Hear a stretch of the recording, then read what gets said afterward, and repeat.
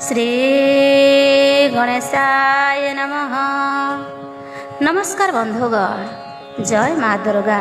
स्वागत करुछि आमर ही भागवत महापुराण ओडिया चैनल ले।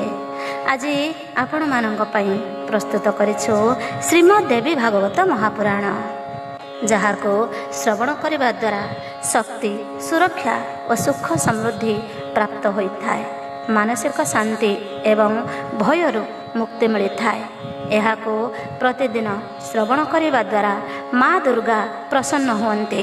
तेणु आसतु बंधुगण, आरंभ करवा श्रीमद् देवी भागवत महापुराण। चैनल में जदि नुआ अच्छी चैनल को सब्सक्राइब करी कमेंट बॉक्स रे जय माँ दुर्गा लिखा को जमा भी कुंठाबोध करें। श्रीमद् देवी भागवत नवम अध्याय।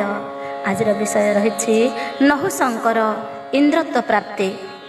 व्यासदेव कहिले शुण हे नरेश, वृत्रासुर मरण देखिण श्रीश। मृत जात पातक भय आशंकारे, श्री विष्णु उपस्थित सो विष्णु लोकरे। ब्रह्म हत्या भय रे सुरंकर ईश, स्वर्ग दुर्ग नगरे होइले प्रवेश। एही परि से वृत्र लभिला मरण, भाविले पाप हेब बोली मुनि गण। आहा वृत्र दैत्य को ठकी देई आम्भे, जहा सते करिछे महापाप एबे। भोगांक संग दोषे ते दिने सते, भंग कले मुनि नामटी जे अस्वार्थे।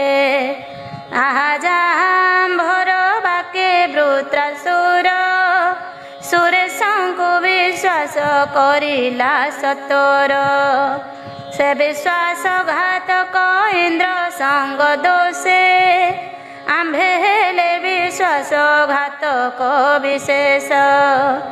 बल बल हारक प्रति ममतारे, शपथादि कराई छल प्रबल रे। वृत्रासुर कुबीर जाकल वंचित, से ममताम्भर धिकटी निश्चित। से ममता केवल कलुषर मूल, सकल परकार अनर्थक काल। जे नर करे पाप कार्य मंत्रणा, जे पापरे सुबुद्धि करे बिका किणा।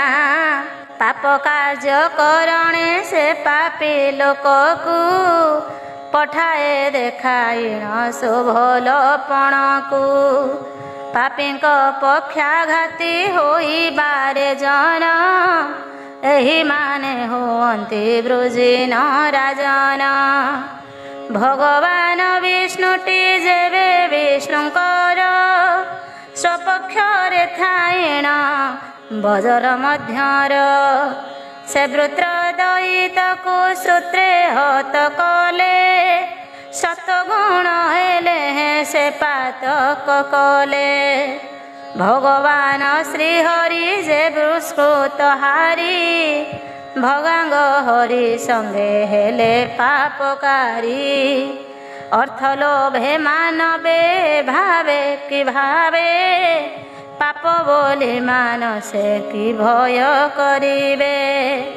पाप उपस्थित रे दुर्लभ धर्म मोक्ष, एका बेले विलुप्त होइब प्रत्यक्ष।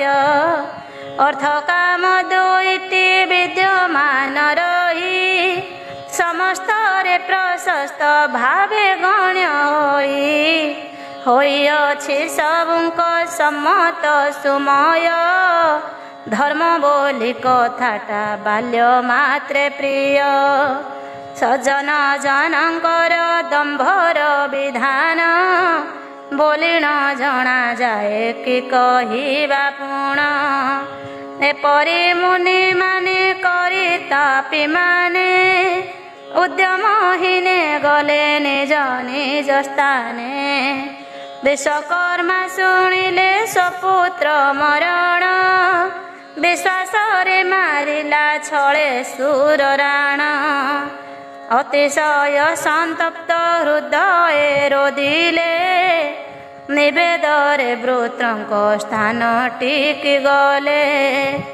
ଦେଖିକରି ପୁତ୍ରର ମୃତ ଭାବାପନ, ଦୁଃଖିତରେ ଧରିଲେ ବହୁତ ରୋଦନ। ପରଲୋକ ସହିତ କର ଯଥାବିଧି, ସମ୍ପାଦନ କରିଲେ ସେ କାର୍ଯ୍ୟ ଦାହାଦି। ସ୍ନାନ କରି ଶେଷରେ ଜଳାଞ୍ଜଳି ଦେଲେ, ଅନ୍ତେଷ୍ଟିକା କ୍ରିୟାକୁ ସମାପନ କଲେ। ମିତ୍ରଘାତୀ ପାପିଷ୍ଠ ବୋଲି ସୁତ୍ରାମାକୁ, ଶୋକାର୍ତ୍ତ ହୃଦୟରେ ଦେଲେ ଶ୍ରାପକୁ। ଶେଷରେ ଯେପରି ଶପଥାଦି କରି, ବିଶ୍ୱାସରେ ମୋହର ପୁତ୍ର ଦେଲା ମାରି। ସେହିପରି ବିଧିର ବିଧାନର ବଳେ, ମହାଦୁଃଖ ପ୍ରାପ୍ତ ହେଉ ଇନ୍ଦ୍ର କାଳେ। ବିଶ୍ୱକର୍ମା ସନ୍ତପ୍ତ ହୃଦୟ ପରି, ସୁରେଶଙ୍କୁ ଏ ଅଭିଶାପ ଦେଇ କରି। ଯାଇ କରି ସୁନ୍ଦର ସେ ମେରୁ ମନ୍ଦରେ, କଠୋର ତପ କଲେ ରହିଣ କନ୍ଦରେ। ଜନ୍ମେଜୟ କହିଲେ ଆହେ ପିତାମହ, ସେ ବୃତ୍ରକୁ ସଂହାରି ସୁରଙ୍କର ରାୟ। ସୁଖଦ କି ଦୁଃଖଦ ଅବସ୍ଥା କିପରି, ପରାପତି ହୋଇଲେ ତା କହ ବିସ୍ତାରି। ତା ଶୁଣି ଅଳ୍ପ ହସି କହିଲେ ସେ ବ୍ୟାସ, ଏକି ପ୍ରଶ୍ନ ପଚାର ଆହେ ମହାଈଶ। ଏକଥାରେ ସନ୍ଦେହ କିପରି ହୋଇଲା, ପଚାରିବାରେ ପୁଣି ମାନସ ବଳିଲା। ପ୍ରାଣୀ ମାତ୍ରେ ସମସ୍ତେ ନିଜ ଶୁଭାଶୁଭ, ଜାଣିଥାଉ ସ୍ୱକର୍ମ ଭୋଗିବେଟି ଧ୍ରୁବ। ବଳିଷ୍ଠ ହେଉ କିବା ହେଉ ବା ଦୁର୍ବଳ, ସୁରାସୁର ନର ବା ଯେ ହେଉ କେବଳ। ଅଳ୍ପ ବା ବହୁତ ସୁକୃତ ଦୁଷ୍କୃତ, ଯଥାକାଳେ ଭୋଗିବେ ହେବାର ସୁକୃତ। ଦେଖି ସେ ଭଗବାନ ବିଷ୍ଣୁ ହରି ଆପେ, ପୁତ୍ରଘାତୀ ବିଷ୍ଣୁଙ୍କୁ ପୁତ୍ର ବୋଧେ କୋପେ। ସୁବୁଦ୍ଧିରେ ମନ୍ତ୍ରଣା ଦେଇ ବଜ୍ର ମଧ୍ୟେ, ପ୍ରବେଶିଣ କରିଲେ ସାହାଯ୍ୟ ବିବୁଧେ। ସେ ହରି ହରିଙ୍କର କେଉଁ ଆପଦରେ, ନ ହୋଇଲେ ସହାୟ ପୁଣି ଆଉ ଥରେ। ସଂସାରରେ ସମସ୍ତେ ସୁଖ ସମୟରେ, ସମସ୍ତଙ୍କ ସୋଜନ ହୁଅନ୍ତି ବିଧିରେ। ହୋଇଲେଟି ଦୈବ ବିମୁଖ କେବଳ, ହୋଇଯାନ୍ତି ବିମୁଖ ସୋଜନ ସକଳ।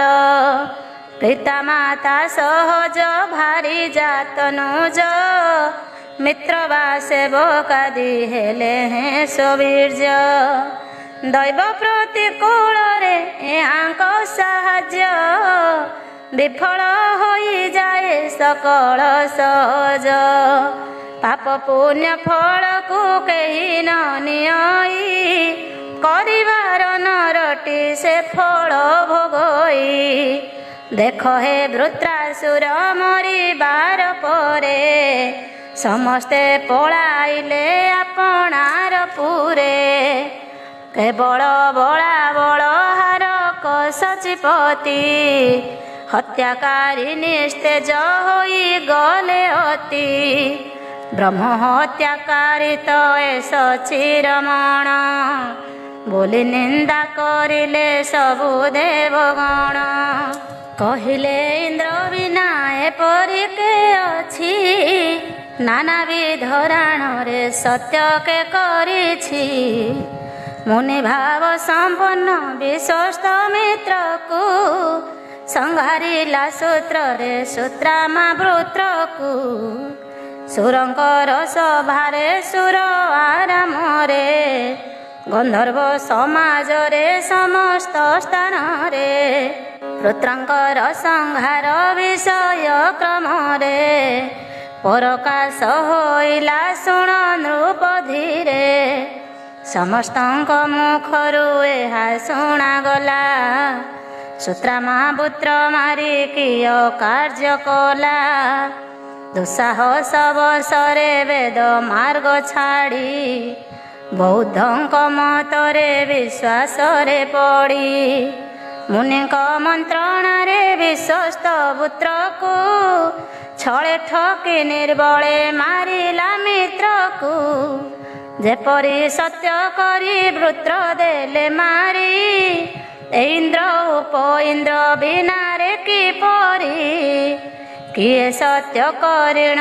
ବିପରୀତ କରେ, ଏପରି ହରି ନିନ୍ଦା ହେଲା ସେ କାଳରେ, ସୁକୀର୍ତ୍ତି ହର ନିନ୍ଦା ଗିର ଇନ୍ଦ୍ର ଶୁଣି, ଭାବିଲେ ମାନସରେ ଏହିପରି ପୁଣି, ଜଗତରେ ଯାହାର ଯଶ ହୁଏ ନାଶ, ସେ କୁତ୍ସିତ ଜୀବନ ଥିଲେ ଲାଭ କିସ, ପଥରେ ଯାଉଥିବା ନରକୁ ଦେଖି ସେହି, ପରହସି ଶୀତେ ନିକଟରେ ରହି, ତାହାର ନିନ୍ଦା ଗଣ କରନ୍ତି ବାଦନ, ଏପରି ନରଧିକ ଧରିବା ପରାଣ, ରାଜସୀ ଇନ୍ଦ୍ରଦ୍ୟୁମ୍ନ ବୃଜିନ ନ କଲେ, କୀର୍ତ୍ତି କୋପ ହେତୁରେ ସୁଚର୍ଚ୍ୟୁତ ହେଲେ, ଅପରାପର ପାପାଚାରୀ ନରଙ୍କର,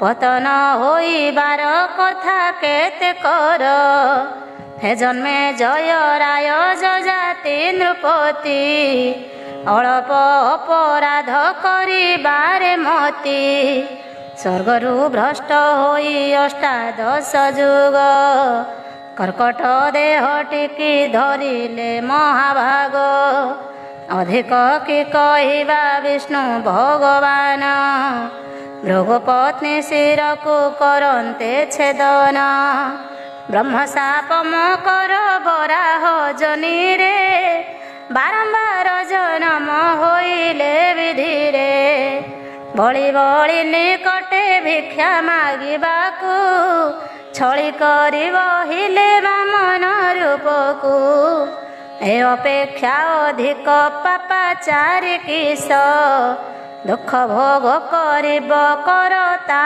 ପ୍ରକାଶ, ସେହି ଭୃଗୁ ଶାପରେ ରାମଚନ୍ଦ୍ର ରାଜା, ବନେ କଲେ ନିବାସ ଛାଡ଼ି ରାଜ୍ୟ ପ୍ରଜା, ବୈଦେହୀଙ୍କ ବିରହ ଜାତ ନିଦାରୁଣ, କଷଣ ଯା ଭୋଗିଲେ ସେ ଅଟେ କେଶନ, ସେପରି ହେ ନରେଶ ସେ ସୁର ଈଶ୍ୱର, ବ୍ରହ୍ମହତ୍ୟା ଦାରୁଣ ପାପ ଲୋଭି ଘୋର, ସର୍ବୈଶ୍ୱର୍ଯ୍ୟ ସମ୍ପୂର୍ଣ୍ଣ ହେଲେ ହେଁ ସ୍ୱର୍ଗରେ, କିଛି ସୁଖ ଲୋଭିଲେ ନାହିଁ ସ୍ୱଚ୍ଛନ୍ଦରେ, ଶୋଭା ପ୍ରଭାବିହୀନ ସୁରଙ୍କର ଇନ, ଛାଡ଼ୁଛନ୍ତି ନିଶ୍ୱାସ ପୁଣି ଘନ ଘନ, ଭୟରେ ଥର ଥର ହେଉଛି ଶରୀର, ନିର୍ଜନରେ ଏକାକୀ ଅଛନ୍ତି ସତୋର, କ୍ଷଣେ କ୍ଷଣେ ଚେତନାହୀନ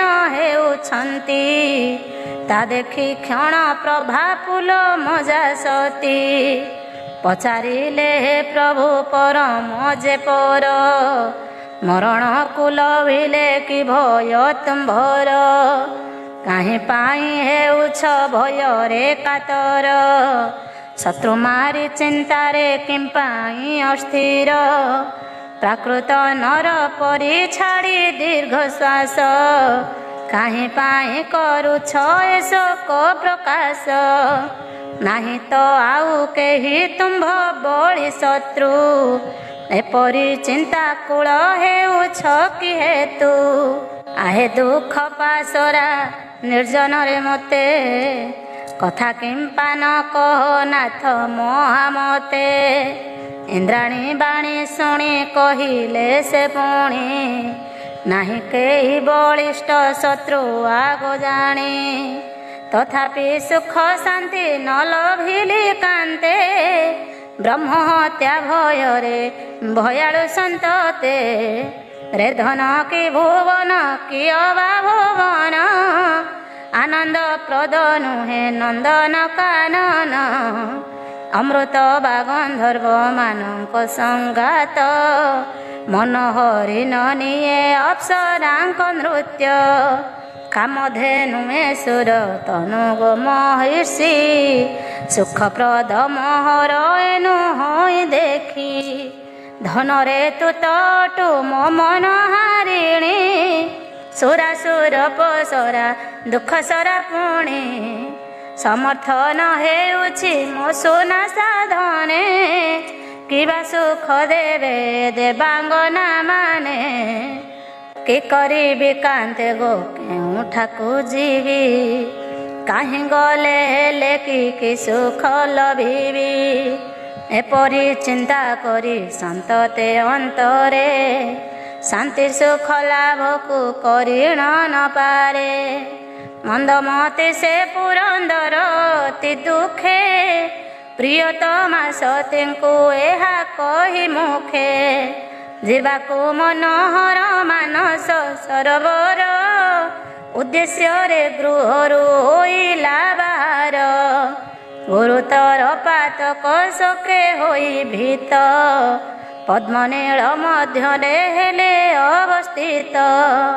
ସୁମନ ସେ ବହୁତ ପ୍ରକାର ଖୋଜିଲେ, ସୁରେଶ ରହିବାର କେହି ନ ଜାଣିଲେ। ଅହିପରି ସେହି ତ ଆହାରାଦି ଛାଡ଼ି, ସହାୟ ବିହୀନରେ ଚିନ୍ତାର୍ଥରେ ଜଡ଼ି। ବିକ କେନ୍ଦ୍ରୀୟ ହୋଇ ସର୍ବଗୋଚରେ, ଜଳ ମଧ୍ୟରେ ରହିଲେ କମଳ ନୀଳରେ। ବ୍ରହ୍ମ ହତ୍ୟା ଭୟରେ ସୁରଙ୍କର ଈଶ, ସର୍ବଭୂତ ଦୃଶ୍ୟ ରହିଲେ ଦୃଶ। ସୁରକୂଳ ନ ଦେଖି ହେଲେ ଚିନ୍ତାକୂଳ, ଦେଖାଗଲା ବିବିଧ ଉତ୍ପାଦ ସକଳ। ଯେ ଋଷି ଗଣ ସିଦ୍ଧ ଗଣ ଗନ୍ଧର୍ବାଦି, ହେଲେ ଅତି ଭୟାର୍ଥ ଶୋକକୁ ସମ୍ପାଦି। ସକଳ ଚରାଚର ରାଜକ ହେଲା, ବିବିଧ ଉପଦ୍ରବ ଦେଶେ ଦେଖାଗଲା। ଅନାବୃଷ୍ଟି ହେବାରେ ବସୁନ୍ଧରା ଧରା, ଶିରା ଭ୍ରଷ୍ଟ ହୋଇଲା ସର୍ବଶସା ଧରା। ସକଳ ନଦୀ ସ୍ରୋତ ହୋଇଲା ବିଚ୍ଛିନ୍ନ, ସରୋବର ସକଳ ହେଲା ଜଳ ଶୂନ୍ୟ। ଏପରି ଅରାଜକ ଦେଖି ସୁରପୁରୀ, ଅଖିଳ ସୁର ବୃନ୍ଦ ମୁନି ଆଦି କରି।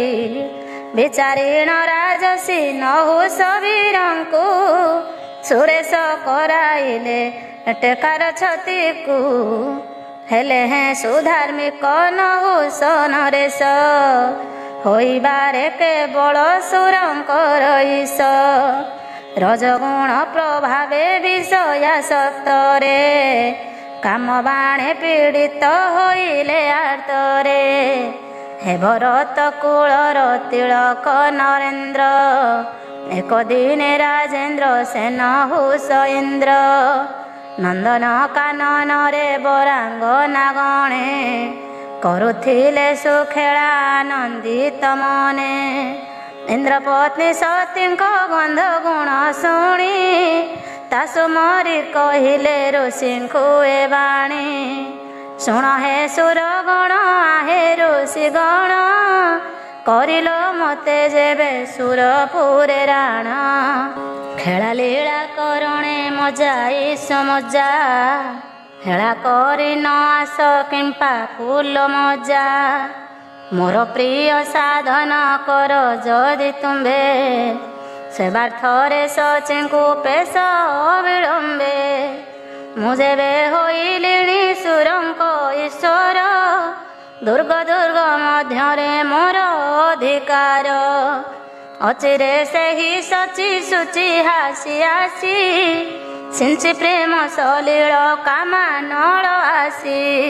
ଅନଙ୍ଗ ରଙ୍ଗ ସଙ୍ଗ ମଙ୍ଗ ସମ୍ଭୋଗ କରିବାରେ ସୁଭାଙ୍ଗି ମଙ୍ଗି ଆସୁବେଗ ନହୁଶଙ୍କ ଏ ବାଣୀ କରିଣ ଶ୍ରବଣ ସକଳ ଦେବଗଣ ସେ ଦେବର୍ଷି ଗଣ ଚିନ୍ତା ତୋରେ ଯାଇଣ ବିନୟ ନମସିରେ କହିଲେ ପୁଲ ମଜା ସତୀଙ୍କ କତିରେ ଆଗୋ ମାତ ଇନ୍ଦ୍ରାଣୀ ସେ ନହୁଷ ବୀର ସୁରେଶ ହୋଇଛେ ସମ୍ଭୋଗ ତୁମ୍ଭର ପ୍ରକୋପରେ ଆମ୍ଭଙ୍କୁ କହିଲା ଏପରି ଅବିଳମ୍ବେ ସଚିଙ୍କି ଆଣ ଯାଇ କରି କି କରିବୁ ମାତ ଗୋତାକ ହବନ ଇନ୍ଦ୍ର କରି ତାହାର ହୋଇଲୁ ଅଧୀନ ଏ ବାଣୀ ଶୁଣି ରାଣୀ ଉତ୍କଣ୍ଠିତା ହେଲେ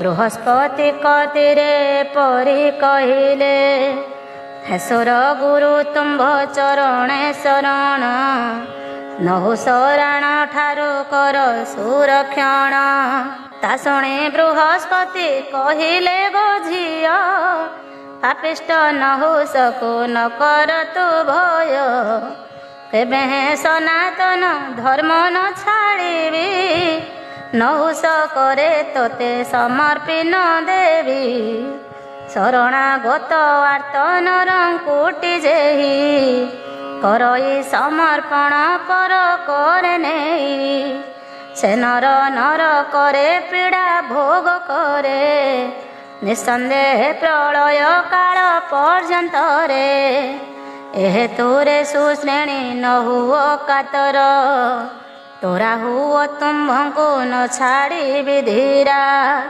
ଏହିଠାରେ ଶ୍ରୀଦେବୀ ଭାଗବତଙ୍କରେ ମହତ ପୁରାଣର ଷଷ୍ଠ ସ୍କନ୍ଧଙ୍କରେ ଇନ୍ଦ୍ରଙ୍କର ଗୁପତ ବାସ ସୁକଥନ ହୋଇବାରେ ସପ୍ତମ ଅଧ୍ୟାୟ ସମାପନ ଜୟ ସର୍ବମଙ୍ଗଳା ସର୍ବସିଦ୍ଧିପ୍ରଦା ବାଲାଜୀ ରଣା ଭାବେ ପ୍ରମୋଦେ କାମଦା ଅଷ୍ଟମ ଅଧ୍ୟାୟ ନହୁଶଙ୍କର ଇନ୍ଦ୍ରାଣୀ ଲାଭରେ ଲାଳସା ବେଦବ୍ୟାସ କହିଲେ ଶୁଣ ହେ ନରେଶ ସ୍ମରସରେ ପୀଡ଼ିତ ହୋଇ ସେ ନହୁଷ ସେ ସଚି ସତୀ ବୃହସ୍ପତିଙ୍କ ଶରଣ ହୋଇବାରେ ଜାଣିଣ ହେଲେ କ୍ରୋଧ ମନ ବୃହସ୍ପତି ପ୍ରତି ସେ ହୋଇ କୋପମତି ସୁରପନ୍ତି ମାନଙ୍କୁ କହିଲେ ଭାରତୀ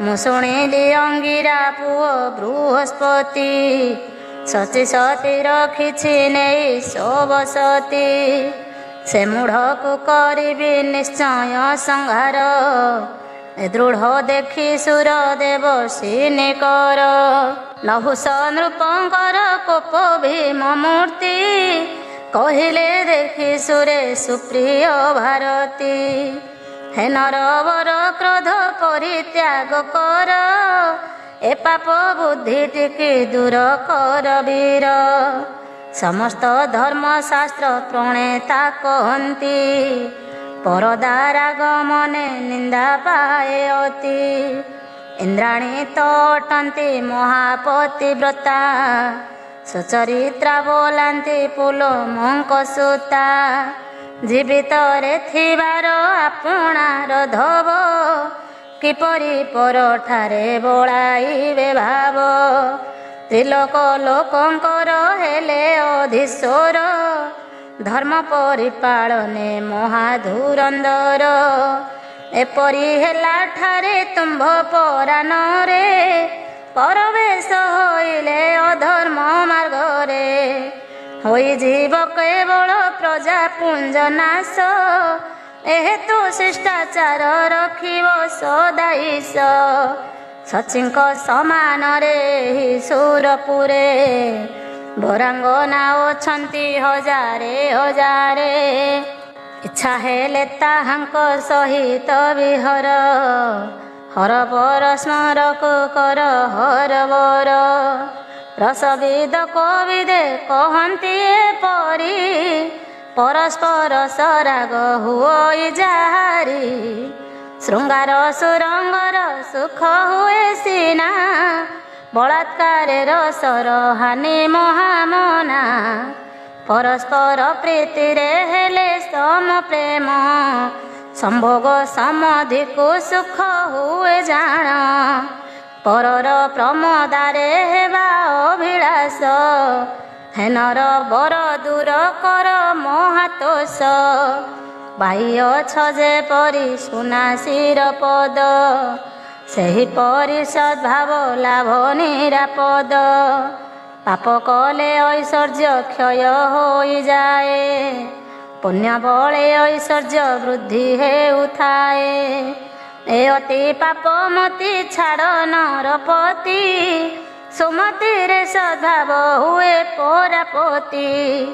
ଦେବଙ୍କ ଏହି ଗିରେ କହିଲେ ନହୁଷ, ଆହା ସତେ ଶୁଣ ହେ ସର୍ବସୁମନସ। ଯେତେବେଳେ ସେ ଚନ୍ଦ୍ର ତାରାଙ୍କୁ ହରିଲା, ଯେବେ ଇନ୍ଦ୍ର ହଲ୍ୟା ସଙ୍ଗେ କଲା ଖେଳା। ସେ କାଳେ ତୁମ୍ଭେ ମାନେ କାହିଁ ଯାଇଥିଲ, ଏ ଉପଦେଶ ବାଣୀ କିମ୍ପା ନ କହିଲ। ପର ଉପଦେଶରେ ସମସ୍ତେ ପଣ୍ଡିତ, ନିଜେ କାର୍ଯ୍ୟ କରଣେ ନୁହନ୍ତି ସାମର୍ଥ। ଏହିପରି ପୁରୁଷ ଅଟେ ତ ଦୁର୍ଲଭ, ଯାହା ହେଉ ପଛକେ ଶୁଣ ହେ ଋଷଭ। ସେ ବରା ରହା ବରାମ ସମୀପ ଆସୁ, ବରାବର ମୋ ସଙ୍ଗେ ସୁର ସରେ ରସୁ। ତେବେ ହେବ ତୁମ୍ଭର ସହିତ ଲେଖ, ତାର ମୋର ହୋଇବ ସୁପରମ ସୁଖ। ତା ବିନା ଅନ୍ୟରେ ମତୋଷ ନୁହେଁ ଚିତ୍ତ, ହେ ଦେବ ତୁମ୍ଭଙ୍କୁ ମୁଁ କହୁଅଛି ସତ୍ୟ। ଛଳରେ ବା ବଳରେ କିବା ବିନୟରେ, ଅବିଳମ୍ବେ ସଚିଙ୍କି ପଠାଅ ମୋ ପୁରେ। ଏହିପରି ନହୁଷଙ୍କର ବାଣୀ ଶୁଣି, ସେ ବୃନ୍ଦାରକ ବୃନ୍ଦ ପୁଣି ମୁନି ଶ୍ରେଣୀ। ଭୟରେ ହୋଇ କରି ସମସ୍ତେ କାତର, କହିଲେ କାମାତୁର ନହୁଷଙ୍କୁ ବୀର। ହେ ନରେଶ ବିଶେଷ ଇଚ୍ଛା କର ଯେବେ, ଜଣାଇବୁ ଇନ୍ଦ୍ରାଣୀ ଶ୍ରୀଛା ମୁରେ ତେବେ। ମଧୁର ବାଣୀ କହି ସମ୍ମତି କରାଇ, ତୁମ୍ଭର ନିକଟକୁ ଆଣି ବୁଟି ଯାଇ।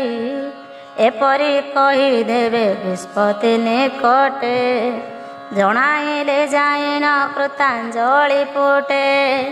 ହେ ବାଗୀଶ ଜାଣିଲୁ ଇନ୍ଦ୍ରାଣୀ ଏ କ୍ଷଣ, ରହିଛନ୍ତି ତୁମ୍ଭର ଚରଣେ ଶରଣ। ରହିଛନ୍ତି ସୁଖରେ ଆପଣଙ୍କ ଘରେ, ତଥାପି ପ୍ରଦାନେ ବା ନହୁଷଙ୍କ କରେ। ହୋଇଛନ୍ତି ନହୁଷ ସୁରଙ୍କର ରାଣ, ବରାରୋହା ବରତେ କରନ୍ତୁ ବାରଣ। ଦେବମୁନି ମାନଙ୍କ ଏପରି ଦାରୁଣ, ଭାରତୀ ବୃହସ୍ପତି କରିଣ ଶ୍ରବଣ। କହିଲେ ଶରଣାପନ୍ନ ପତିବ୍ରତା, କେବେ ହେନ ଛାଡ଼ିବି ଏ ପୁଲୋମ ସୂତା। ଏହା ଶୁଣି କହିଲେ ସେହି ସୁରଚୟ, ସେ ଯେହ୍ନେ ତୋଷ ହୁଏ କର ସେ ଉପାୟ। କ୍ରୋଧାନ୍ଧରେ ମଜିଛି ସେ ନହୁଷ ଇନ୍ଦ୍ର, ତାଙ୍କୁ ଶାନ୍ତି ଦେବାରେ କେ ନହୁଛ ସାନ୍ଦ। ବୃହସ୍ପତି କହିଲେ ନିୟମ କଲେ, ନହୁଷ ସମୀପକୁ ସଚି ଯିବେ ଭଲେ। ସେ ଭୂପଙ୍କୁ ବଚନେ ପ୍ରଲୋଭ ଦେଖାଇ, ଏହିପରି ନିୟମ କରାଅ ବୁଝାଇ। ବୋଲିବ ମୋର ବର ମରିବା ଜାଣିଲେ, ଆପଣଙ୍କୁ ବରତେ କରିବଇ ଭଲେ। ଥିଲେ ମୋହର କାନ୍ତ ସୁର ରାଣ, କିପରି ଅପରକୁ କରିବି ବରଣ। ସଚିଦେବୀ ମୋହର ଏ ବାକ୍ୟାନୁସାରେ, ସେ ଭୂପକୁ ନିୟମ କରାଇ ଠକରେ। ଅଛନ୍ତି ଯେଉଁଠାରେ ତାହାଙ୍କର ପତି, ଆଣିବାରେ ତାହାଙ୍କୁ ହୁଅନ୍ତୁ ଯତ୍ନବତୀ। ସୁରଗୁରୁ ସହିତ ସବୁ ସୁମନସ ଏହି ରୂପେ କରିଣ ସ୍ଥିର ପରାମର୍ଶ ସୁରରାଣୀ ଇନ୍ଦ୍ରାଣୀଙ୍କର ସହିତରେ ପରବେଶ ହୋଇଲେ ନହୁଷ ଛାମୁରେ ସେ କୃତ୍ରିମ ସୁରେଶ ନହୁଷ ସେ କାଳେ ସୁରଙ୍କ ସମାଗତେ ସାନନ୍ଦିତ ହେଲେ ଇନ୍ଦ୍ରାଣୀଙ୍କ ବଦନ କରି ବିଲୋକନ ସମଧିକ ସାନନ୍ଦେ କହିଲେ ବଚନ ଆଗ କାନ୍ତେ ସମ୍ପ୍ରତି ମୋହିଛିନ୍ଦ୍ର ପୂଜୁଛନ୍ତି ମୋ ପାଦ ବୃନ୍ଦାରକ ବୃନ୍ଦ ଏଣୁ ଗୁରୁ ବଚନ ନ କରି ଶୋଚନା ବରି ମତେ ବରତେ କର ଗୋ ଭଜନା ନହୁଷଙ୍କ ଏ ବାଣୀ ଶୁଣି ସଚିରାଣୀ ଲଜ୍ଜାରେ ଥରି ଥରି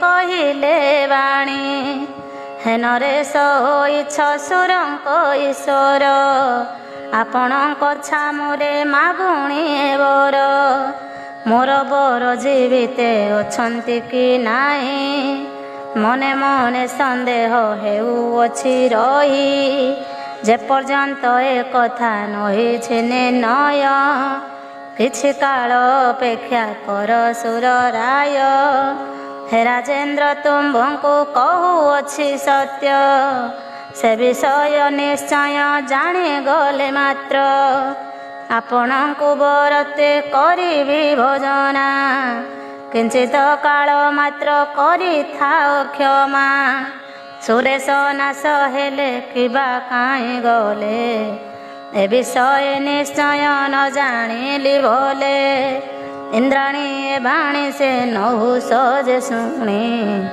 ସେପରି ହେଉ ବୋଲି କହି ସାରି ପୁଣି ସାନନ୍ଦରେ ସଚିଙ୍କି ସେ ବିଦାୟ ଦେଲେ ତହୁଁ ଯାଇ ଇନ୍ଦ୍ରାଣୀ ସୁରଙ୍କୁ କହିଲେ ଉଦ୍ୟମ ସହକାରେ ଆହେ ସୁରଗଣ ସୁରେଶ ଜହିଁଛନ୍ତି କର ଅନ୍ୱେଷଣ ଯେପରି ସେ ଆସିବେ ସେ ଉପାୟ କର ଶୁଣ ହେ ଜନ୍ମେ ଜୟ ନର ବର ବୀର ଇନ୍ଦ୍ରାଣୀଙ୍କ ଏ ବାଣୀ ଶୁଣି ସୁର ଶ୍ରେଣୀ ପବିତ୍ର ସୁମଧୁର ହିତ ଗୀର ଶୁଣି ଏକ ମନେ ଇନ୍ଦ୍ରଙ୍କୁ ଆଣିବା ସକାଶ ମନ୍ତ୍ରଣାରେ ମିଳିଲେ ବିଷ୍ଣୁଙ୍କ ଆବାସ ସ୍ତବ କଲେ ପରମେଶ୍ୱର ଶ୍ରୀହରିଙ୍କୁ ଜଗନ୍ନାଥ ଶରଣାଗତ ବତ୍ସଳଙ୍କୁ ବାକ୍ୟ ବିଶାରଦତ ସବୁ ସୁରଗଣ କହିଲେ ଅତିଶୟ ହୋଇଣ ଉଦ୍ବିଗ୍ନ ହେ ବିଭୁ ଦେବ ଦେବ ସୁରେଶ ବାସବ ଆପଣଙ୍କ ମନ୍ତ୍ରଣା ଅନୁସାରେ ଭାବ ବିପ୍ରବୃତ୍ର ସଂହାର କରି ଦେଇ ଆପେ ପୀଡ଼ିତ ହୋଇ କରି ବ୍ରହ୍ମ ହତ୍ୟା ପାପେ ଲୁଚିଛନ୍ତି ଜାଇଣ କେଉଁ ଗୁପ୍ତ ଠାବେ ସର୍ବପ୍ରାଣୀମାନଙ୍କ ସେ ଅଦୃଶ୍ୟ ଭାବେ ଇନ୍ଦ୍ରଙ୍କର ଆମ୍ଭର ତୁମ୍ଭେ କାଗତି ବିପଦରୁ ଆମ୍ଭଙ୍କୁ କରିବାରେ ମୁକ୍ତି ଦେବଙ୍କର ଭୟକ୍ତି ଶୁଣି ଭଗବାନ କହିଲେ ଶୁଣ ଆହେ ସୁମନ ସଗଣ ପାପ କ୍ଷୟ ହେବାକୁ ଇନ୍ଦ୍ର ମହାଭାଗ କରନ୍ତୁ ଏହି କ୍ଷଣି ଅଶ୍ୱମେଧ ଯାଗ ପବିତ୍ର ଅଶ୍ୱମେଧେ ସେ ପବିତ୍ର ହେବେ ନିର୍ଭୟେ ସ୍ୱର୍ଗପୁରେ ଅଧୀଶ୍ୱର ହେବେ ସେ ଯଜ୍ଞେ ଜଗଦମ୍ବା ହୋଇବେ ସନ୍ତୋଷ ବ୍ରହ୍ମ ହତ୍ୟା ତୁମ୍ଭର କରିଦେବେ ନାଶ ଦେବୀଙ୍କର ପ୍ରୀତିରେ ସେ ଯଜ୍ଞ କରିଲେ ତାହାଙ୍କର ନାମ ବା ସୁମରଣା କଲେ ଅଖିଳ ପାପ ରାଶି ହୋଇ ବିନଷ୍ଟ ପୂର୍ଣ୍ଣ ହୁଏ ତୂର୍ଣ୍ଣରେ ସକଳ ଅଭୀଷ୍ଟ ସର୍ବଦା ସେ କେବଳ ସତୀ ପୁଲ ମଜା ଭଗବତୀ ସତୀଙ୍କୁ କରନ୍ତୁ ସେ ପୂଜା ସକଳ ସୁକଲ୍ୟାଣମୟୀଙ୍କୁ ପୂଜିଲେ ସଚୀଙ୍କ ମୁଖ ସୂର୍ଯ୍ୟ ଉଦୟ ହେବ ଭଲେ ଜଗତ ମାତାଙ୍କର ମାୟା ମୋହ ପାଇଁ ସୁକୃତ ଦୁଷ୍କୃତରେ ନହୁ ସନୃସାଇ ଅବିଳମ୍ବେ ସବଂଶେ ହୋଇଯିବ ଧ୍ୱଂସ ଅଶ୍ୱମେଧେ ପବିତ୍ର ହୋଇବେ ସୁରେଶ ଅଚିରେ ଚିର ଯାଏ ସୁଶୋଭ ଭୈରବ ପ୍ରାପତ ହୋଇବଟି ସିଂହାସନ ଧ୍ରୁବ ବୃହସ୍ପତି ପ୍ରଭୃତି ସବୁ ସୁରପନ୍ତି ଶୁଣିଣ ବିଷ୍ଣୁଙ୍କର ଏ ଶୁଭ ଭାରତୀ ସୁରପତି ଥିବାର ସ୍ଥାନ ଟିକି ଗଲେ ସୁରେଶଙ୍କୁ ଆଶ୍ୱାସ ପ୍ରଦାନ କରିଲେ ସବିଧିରେ ବିଶ୍ୱାସେ ଅଶ୍ୱମେଧ ଯାଗ ଶୁଭାରମ୍ଭେ ସମ୍ପୂର୍ଣ୍ଣ କରାଇଲେ ବେଗ ବ୍ରହ୍ମହତ୍ୟା ପାତକ ବିଭକ୍ତ କରିଲେ ଦେବଙ୍କର ରାଜନ ସେହି କାଳେ ଭଲେ ବୃକ୍ଷ ନଦୀ ପର୍ବତ ଧରାରେ ନାରୀରେ ନିକ୍ଷେପଣ କରିଲେ ଇନ୍ଦ୍ରଟି ବିଧିରେ ଭକ୍ତଭୂତ ମାନଙ୍କୁ ବ୍ରହ୍ମ ହତ୍ୟା ଦେଇ ନିଶ୍ଚିତରେ ନିଷ୍ପାପ ହେଲେ ସୁରସାଇ ଅଭ୍ୟୁଦୟ ସମୟ ପ୍ରତୀକ୍ଷା କରିଣ ରହିଲେ ପ୍ରାଣୀଙ୍କର ଦୃଶ୍ୟ ହୋଇଣ କମଳରେ କମଳ ନାଳର ମଧ୍ୟରେ ବାସ କଲେ ବାସବ ଦୃଶ୍ୟ ଭାବରେ ସେ ଅମର ସମାଜ କରିଣ ଏ କାର୍ଯ୍ୟ ନିଜ ନିଜ ପୁରକୁ ଗମିଲେ ସହଜ ପତିଙ୍କ ବିରହରେ ହୋଇଣ ଆକୁଳା ଥିଲେ ସେ ଫୁଲ ମଜା ବଳା ପ୍ରେମ ଶିଳା ଦୁଃଖିତରେ ମୁଖକୁ ଦେଇଣ ସୁଖାଇ କହିଲେ ବୃହସ୍ପତି ନିକଟକୁ ଯାଇ ଆହେ ବିଭୁ ମୋହର ବର ପୁରନ୍ଦର ଅଶ୍ୱମେଧ ଯାଗକୁ କରିଣ ସତର ରହିଛନ୍ତି କିମ୍ପାଇଁ ଅଦୃଶ୍ୟ ଭାବରେ ଦେଖିବି ପ୍ରିୟତମ ମୁଁ କେଉଁ ରୂପରେ ଏହା ଶୁଣି କହିଲେ ସୁରଙ୍କର ଗୁରୁ ଶୁଣ ଗୋ ପୁଲ ମଜା ଚାରୁ ଭୁରୁ ଭୀରୁ ସର୍ବଶୁଭଦାୟିନୀ ଭଗବତୀଙ୍କର ଆରାଧନା କର ଗୋ ସୁନା ଗରିବର ହେ ଦୟାମୟୀ ତୁମ୍ଭ ନିଷ୍ପାପ ପତିଙ୍କି ଦେଖାଇବେ କେବଳ କିମ୍ପାଇଁ ଭୀତିକି ସେ ଜଗଧାତ୍ରୀ ସତୀ ଆରାଧିତା ହେଲେ ସମୟରେ ମୋହିବେ ନହୁଷଙ୍କୁ ଭଲେ ଅସତ କାର୍ଯ୍ୟ ତାଙ୍କ କରି ନିବାରଣ ସ୍ୱର୍ଗ ଦୁର୍ଗ ଧାମର କରିବେ ପତନ ସେ ପୁଲମାନନ୍ଦିନୀ ବୃହସ୍ପତି ବାଣୀ ଏହିପରି ଶୁଣିଣ ସେହି ସୁଲକ୍ଷଣୀ ଦେବୀଙ୍କ ସିଦ୍ଧ ସାଧ୍ୟ ସୁମନ୍ତ୍ର ଗ୍ରହଣ କଲେ ତାଙ୍କ ନିକଟୁ ସଚି ସେହି କ୍ଷଣ ମନ୍ତ୍ର ପାଇ ସେ ସଚି ହୋଇ ମହାଶୁଚି ପୂଜା ଉପକରଣ ସବୁ ରୂପେ ସଞ୍ଚି ଶ୍ରୀ ଭୁବନେଶ୍ୱରୀଙ୍କି ପୂଜା କରିବାରେ ନିଯୁକ୍ତା ସେ ହୋଇଲେ ଶୁଭ ସମୟରେ ସମ୍ଭୋଗ ବସ୍ତୁ ସବୁ ପରିତ୍ୟାଗ କରି ତପସ୍ୱିନୀ ସୁବେଶ ବହି କୃଶ ଧରି କାନ୍ତଙ୍କ ସନ୍ଦର୍ଶନ ଲାଳସା ସାରେ ପୂଜା କଲେ ଦେବୀଙ୍କ ପାଦ ସରସରେ ଏପରି କିଛି କାଳ ହେବାରେ ଅତୀତ ସେ ଭୁବନ ଈଶ୍ୱରୀ ହେଲେ ତ ସଚିତ ସୌମ୍ୟ ମୂର୍ତ୍ତି ଧରିଣ ବସି ହଂସ ପରେ ସଚିବା ସେ ମିଳିଲେ ବରକୁ ଦେବାରେ ତାଙ୍କ ଦେହ ଲଦିକା କୋଟି କୋଟି ସୂର୍ଯ୍ୟ ପରାଏ ସମୁଜ୍ଜ୍ୱଳ ଦିଶଇ ବିଭ୍ରାଜ କୋଟିଏ ସୁଧାକର ପରାଏ ଶୀତଳ ହୋଇ ମହାଶୋଭାରେ ହୋଇଛି ପ୍ରବଳ କୋଟି କୋଟି ବିଜୁଳି ଲାବଣ୍ୟକୁ ଲୁଟି ଗୋଟିଏ ହୋଇଛି କି ତାହାଙ୍କ ଅଙ୍ଗଟି ଚାରିପାଶେ ଘେରିଣ ହୋଇ ମୂର୍ତ୍ତିମନ୍ତ ଚାରିବେଦ କରନ୍ତି ସ୍ତବକୁ ସମ୍ପଦ ପାଶ ଅଙ୍କୁଶବର ଅଭୟ ମୁଦ୍ରାରେ ଭୂଷିତା ହୋଇଛନ୍ତି ସୁଚାରି ବାହୁରେ, ପଳାଇଛନ୍ତି ଗଳେ ବିମଳ ମୁକ୍ତା ମାଳା, ପାଦ ଯାଏ ସେ ଲମ୍ବି କରେ ଚାରୁ ଖେଳା, ପ୍ରଫୁଲ୍ଲ ପଙ୍କଜା ସେ ମଧୁରେ ସୁନ୍ଦରେ, ସୁହାସ ପ୍ରକାଶନ୍ତି ମନ୍ଦରେ ମନ୍ଦରେ, ତହିଁ ପୁଣି ଲୋଚନ ଦୁଇ ବିରାଜଇ, ସୁକୃପା କଟାକ୍ଷର ଅଛି ସଙ୍ଗ ହୋଇ, ବ୍ରହ୍ମରୁ କୀଟ ଯାଏ ପ୍ରାଣୀଙ୍କ ଜନନୀ, କରୁଣାରେ ବରୁଣାଳୟ ସେହି ପୁଣି, ଏହି ଅନନ୍ତ କୋଟି ବ୍ରହ୍ମାଣ୍ଡକାରିଣୀ, ସେ ପରମ ଈଶ୍ୱରୀ ଶ୍ରୀ ତାରା ତାରିଣୀ, ଉଚ୍ଚ ସଞ୍ଚ ଘଞ୍ଚ ସେ ଚାରୁ କୋଚ ଦୁଇ, ଶାନ୍ତି ମୁଖ୍ୟ ସୁରସ ଅଛି ପୂର୍ଣ୍ଣ ହୋଇ, ସେ କୁଟସ୍ଥ ବ୍ରହ୍ମ ରୂପିଣୀ ସର୍ବେଶ୍ୱରୀ, ସର୍ବଜ୍ଞା ଭଗବତୀ ନାଗଙ୍କ କୁମାରୀ, ସୁଦର୍ଶନ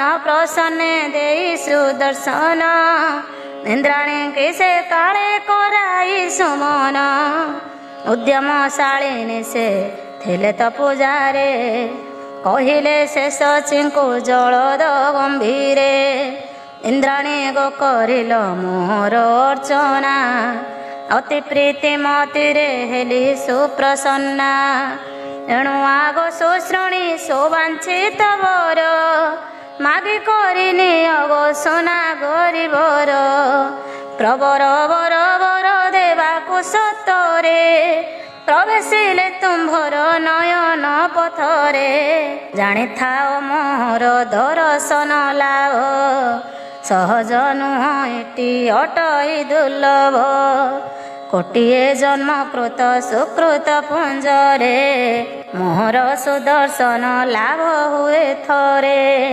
ତାହାଙ୍କ ବାଣୀ ଶୁଣି ସୁରବର ରାଣୀ, ପ୍ରଣତି ଅତି ହୋଇ କହିଲେ ସେ କ୍ଷଣି, ସୁପ୍ରସନ୍ନ ଆନନି ଭଗବତୀ ମାତ, ଅଧିକ କି ଜଣାଇବି ତୁମ୍ଭ ଗ୍ରତ, ପରମ ସୁଦୁର୍ଲଭ ବରଙ୍କ ଦର୍ଶନ, କରମରେ ତା ନାହିଁ କରାଅ ତକ୍ଷଣ, ନହୁଷ ଠାରୁ ହେବା ଭୟ ଦୂର ଯାଉ, ପତିଙ୍କ ନିଜ ଅଧିକାର ପ୍ରାପ୍ତ ହେଉ, ଶୁଣିଦେବି କହିଲେ ଶୁଣ ବଛେ ଶୌଚି, ଏ ଦୂତୀଙ୍କ ସହିତ ତୁମ୍ଭେ ହୋଇ ସୂଚି, ବିଶ୍ୱକାମା ନାମରେ ମୋ ଚଳା ମୂର୍ତ୍ତି, ବିରାଜଇ ସେଠାରେ ତହିଁ ଯାଅ ସତୀ, ସେ ପରମ ସୁନ୍ଦର ମାନସ ସରୋବର, ମହାନନ୍ଦେ ସେଠାକୁ ତୁ ଗମନ କର, କରିବ ସୁଦର୍ଶନ ପତିଙ୍କୁ ସେଠାରେ, ରହିଛନ୍ତି ଦୁଃଖରେ ସେ ଭୟ କାତରେ, ମୁଁ ପୁଣି କିଛି କ୍ଷଣେ ନୃପ ନହୁଷଙ୍କୁ, ସମାୟାରେ ମୋହିଣ କରିବି ବଶକୁ, ନିଶ୍ଚଳରେ ଥାଓରେ ବିଶାଳାକ୍ଷୀ ତୁମ୍ଭେ, କରିବୁ ମନୋରଥ ସଂସିଦ୍ଧଟି ଆମ୍ଭେ, ନହୁଷକୁ କରିବୁ ସ୍ୱର୍ଗପୁର ଭ୍ରଷ୍ଟ, ଏପରି କହିଦେବି ହୋଇଲେ ସନ୍ତୁଷ୍ଟ, ଇନ୍ଦ୍ରାଣୀଙ୍କ ସହିତ ଦେବୀ ଦୂତି ତହିଁ, ମିଳିଲେ ସୁର ସାଇଁ ଜହିଁ ଥିଲେ ଯାଇ, ବହୁକାଳ ଅଛନ୍ତି ଗୁପ୍ତ ଭାବରେ, କମଳର ମଧ୍ୟରେ କମଳ ନାଳରେ, ବାଞ୍ଛା ତ କରିଥିଲେ କାନ୍ତଙ୍କ ଦର୍ଶନ, ଇଚ୍ଛାରେ ରହିଲେ ଯେ କରି ନିରୀକ୍ଷଣ, ଆନନ୍ଦ ସମୁଦ୍ର ଜନ ପାଇଲେ ସୀମା, ଚାହିଁ କାନ୍ତା କାନ୍ତଙ୍କ ଶ୍ରୀମୁଖ ଚନ୍ଦ୍ରମା, ଏହିଠାରେ ଶ୍ରୀଦେବୀ ଭାଗବତଙ୍କରେ, ସୁମହତ ପୁରାଣ ଷଷ୍ଠ ସ୍କନ୍ଧଙ୍କରେ, ଇନ୍ଦ୍ରାଣୀଙ୍କର ଇନ୍ଦ୍ର ହେବା ସନ୍ଦର୍ଶନ, ଅଷ୍ଟମ ଅଧ୍ୟାୟଟି ହେଲା ସମାପନ, ସେ ଇନ୍ଦ୍ର ଇନ୍ଦ୍ରାଣୀଙ୍କ ଶ୍ରୀପଦେ ସନ୍ତତ, ସାଦରେ ବାସ କରୁ ବାଲାଜୀର ଚିତ୍ତ। ଜୟ ମା ଦୁର୍ଗା।